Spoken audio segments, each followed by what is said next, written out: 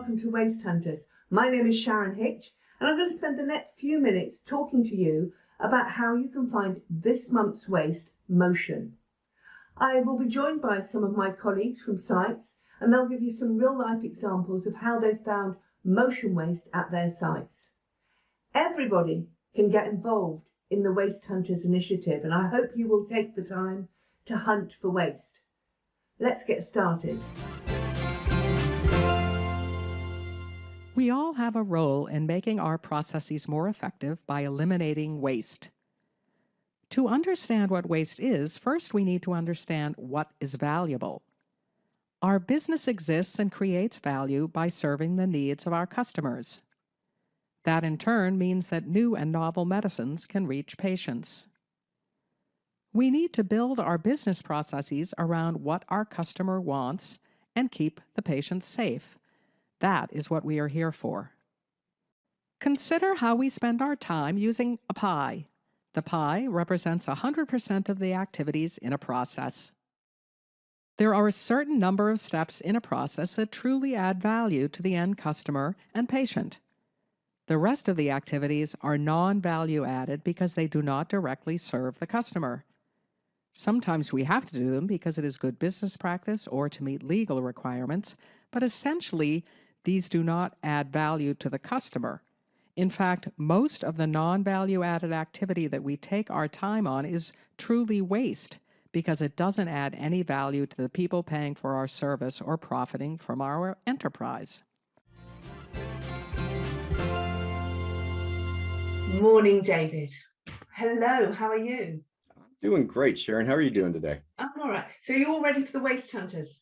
That treasure hunt you were talking about? Yeah, I got the Land Cruiser all fueled up and did find an old map that I think there might be a mine there. Is that? No. No. Waste Hunters. Oh. You mean like the motion waste that we're working on in Lean Lab right now? Yes. Tell me all about that. Yeah, so our in-process control lab right now is in the midst of a Lean Lab. And we are going through that. And as we did, we put together a spaghetti diagram of motion within the lab. And we noticed that over time, as we added equipment, we put a GC here, an HPLC here, another GC here. And we've left with ourselves a situation where we have to be doing prep in this hood, prep in that hood, and then go into the equipment like this.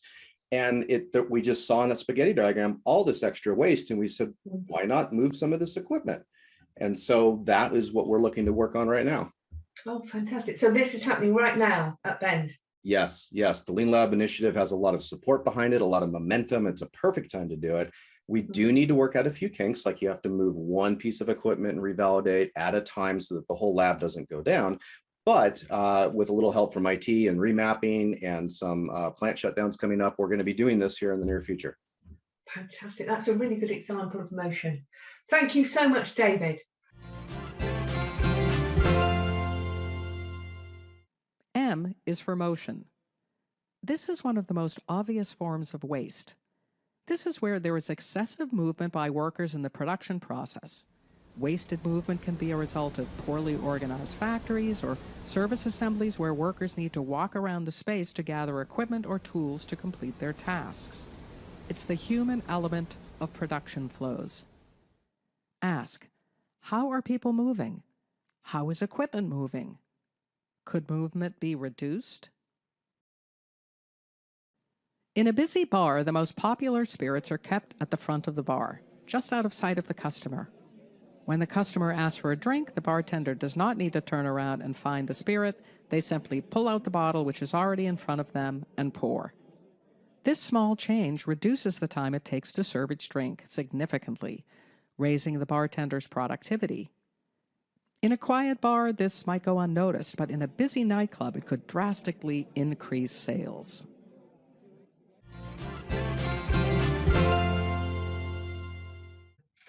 Good morning. Hi, Venu. How are you? Hi, Sharon. Good morning. I'm fine. Thank you. Good to see you from Singapore. So you've heard about Waste Hunters. So tell us about your motion waste that you've experienced. In manufacturing, one of the typical ways is searching for tools. People go around to search for tools when they need them. We have implemented a 6S program, and we have a toolbox, and we also have a shadow board we have put in place so that we can quickly detect what is missing in the toolbox when during the shift handovers or when people are leaving the shift. So that's one of those boards with all the blank spaces and all the different colours. That's right. Yeah. And are all the tools color coded as well? Oh, that's a good question. Yes, Yeah. because we have different suites. We have A, B, C, D suites, and there's always a problem when people cannot find a tool here. They'll go to the other area, bring the tool back. So to avoid this kind of stretching, what we have done is we have color coded each tool. So imagine if you're in a suite A with the green color, so all the tools will have a green rubber band to it, thick rubber band so that it doesn't fall off. And you can see clearly if you have a pink tool in the room, you know where is it coming from. Amazing, amazing, really clever. Thank you very much for sharing that with us. Thank you very much, Sharon. When you visit the Gemba, look out for things that are being moved around and the impact of them. When things move, things wear out, people can be hurt, and things can get lost. Ask, what is being moved from place to place? What is happening when it moves? How long does it take to move it? A team at One Lonza site saw an increase in the samples they needed to keep in a freezer. As a temporary measure, they were allowed to use an empty freezer along the corridor from where they worked. They did this for a couple of months, and then the number of samples increased again. Luckily, a department on the next floor of the building had space in their freezer, so they started to use this for storage as well. The samples frequently had to be reorganized, often being moved along the corridor and up the stairs. Because samples were sometimes damaged in transit, more samples were stored as a contingency, creating overproduction. Eventually, the team worked on a project to move the freezers to the same area, cutting time, reducing the number of samples needed, and reducing damage to the samples in the process. Hi, Sharon. Good morning. Hello. So thank you for joining us from Haryana. I know that you've got some really interesting stories about motion waste. So in Haryana, we have a printing department, and in the printing department, we have different type of machines like electronic machines and the manual machines. And we found that if there is a problem in the manual machines and if there is replacement of the engineering item or consumable is required, operator keep on searching those items in the workshops. So they don't found those items in a shop floor or on a workshop because they don't know where it was kept. So he keep on roaming, he or she keep on roaming on the shop floor and searching the items. Till that time, he will switch off the machines or he will just produce the scrap from the machine.